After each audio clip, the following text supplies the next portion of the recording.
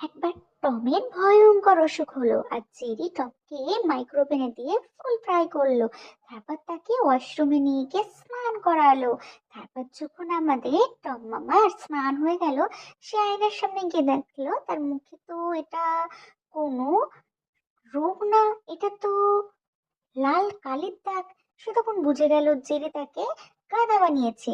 একটা ছুরি নিয়ে সে জেরিকে তাড়া করলো। তখন দেখলো জেরির মুখে সব ভয়ঙ্কর কি সব বার হয়েছে, আর টেবিলে অনেকগুলো জেরি। তখন সে আসল জেরিকে ধরার জন্য প্রত্যেকটা জেরির পেছনে গিয়ে লেজটা ধরে টানতে থাকলো। তারপর যে করে উঠলো, তখন টম বুঝতে পারলো এটা আসল জেরি। তাকে নিয়ে সে ব্যাডমিন্টনের টেবিলে চলে গেল। তারপর সে তাকে বলের মতো করে খেলছিল। জেরি তখন বুদ্ধি করে তাকে একটা বড় হাতুড়ির সাহায্যে দুম করে বাড়ি মেরে ঘর থেকে বার করে স্টেশনে পাঠিয়ে দিল। আর টম বাবা যখন